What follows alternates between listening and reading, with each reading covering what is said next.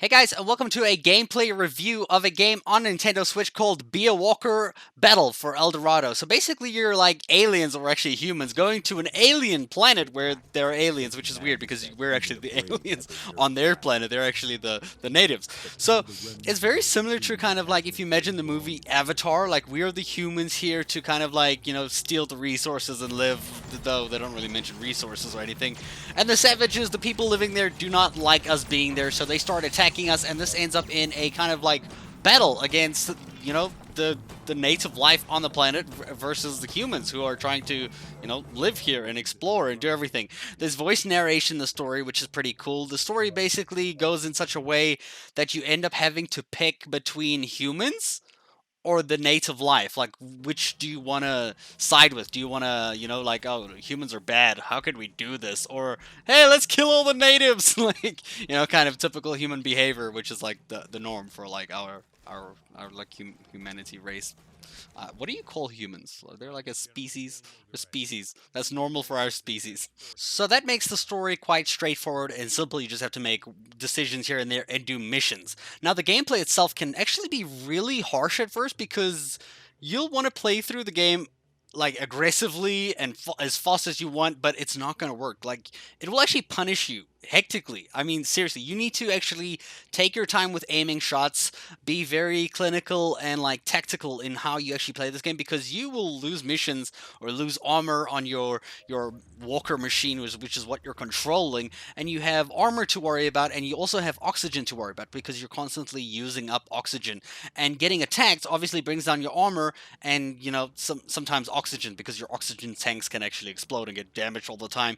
So you have to be very careful with how you play through, take your shots, aim correctly. It does take a little bit of getting used to for like the first half an hour. You have to like kind of realize like how to use your controller to aim a bit properly and try, kill these enemies. And I would recommend actually not shooting all the way to the point where your gun goes into full cooldown, because you'll wait a long time. Like, it's 30 seconds until you can shoot again, and then you'll be just standing there like, okay, I gotta wait now. Like, try, and then you have to use your walker to stand on the enemies or the natives to kill him. You actually get a bunch of cool different weapons that you can assign to different slots on your walker, so you're not always using the same kind of setup. You actually can use rocket launchers or a machine gun, or even like these gas canisters that can put the natives to sleep, so like a paralysis kind of thing. So you have all these different weapons that you can unlock and upgrade them in this upgrade screen right after you finish unique missions, which can take up to like, around 5 minutes on average. I found that like on average I complete a mission like within every 5 minutes or so. And there's a lot of different missions to do as well. Like, some of them are like defend or protect this or deliver this or do a like a routine walk, or even walk through your own lab, which is insane. I'll tell you about that now. You actually get skins in your screens as well. After every certain missions, you actually unlock different skins for your walker, which is kind of like a side paint job on the front side of your walker, which looks pretty cool. Like, I always dig having this like set of teeth there. It's like this kind of evil looking walker vibe there.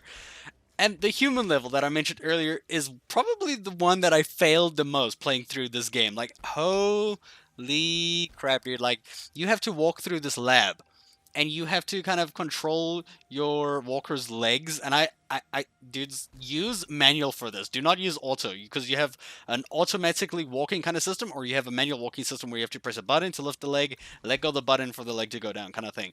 So you have to be very cautious with how you move the leg, because you can actually aim the leg where it goes, and you have to walk through the lab without stepping on your own civilians. And your own civilians there will be like so many of them, and they'll like walk in circles and up and down, and you like have to find a gap between them, and you'll accidentally stand on a few of them sometimes and then fail the mission, and you have to start again. Like, that 5 minute mission took me probably 20 minutes to complete, because I kept standing on them, and then I get so angry I start shooting them too, because like, "Ah, fuck, get out of my way!" Like, it was actually kind of fun when I completed that. Like, it's this game that like presents these challenges to you that don't come across as challenges, but when you start struggling with them, you're like, why the hell is this so difficult? But when you accomplish it, you're like, actually, that was kind of fun. Like, it was kind of funny that they like, try to troll you that way. The graphics are actually very nice and colorful. There's three different maps. There's one that's the jungle, which you'll start in first, and it comes with different weathers as well. Like, there'll be a raining one, a normal kind of jungle jungle one. There's also a dark mode for both of these type of setups here. The other one is a kind of tropical beach setup where you're walking across a beach, and the third map is the lab. It's the only other thing that's different from the two outdoor maps because it's indoors, but it's in a lab where there's like test subjects and everything happening to it's just a lab. I don't know how to explain it. It's like a big ass long lab because obviously you're playing this game on a platform scrolling from the left to the right as you work. In terms of fun, the game is very tactically fun to destroy things. Like when I plan like a whole tactical attack, I'm like, okay, cool. Don't use all my ammo until it's like, in cooldown mode. Just like take shots, use my machine gun once I'm waiting for this to come off of cooldown, use grenades here, make sure I backpedal to stand on the people behind me. When people land on my head, I gotta shake my walker back and forward so that they slide off. Like you gotta do all of this at once, and once you do pull it off, it feels really cool. Like I'm like, yeah, yeah, die. It feels epic. But sometimes it can feel very slow, especially when you play a mission where there's like, because your walker walks very slowly. Even though you do get 3 different modes, like one that's like a balance mode, one that's optimized for speed, and one that's optimized for cooldown reduction on your reloading times and like cooldowning of your weapons and everything.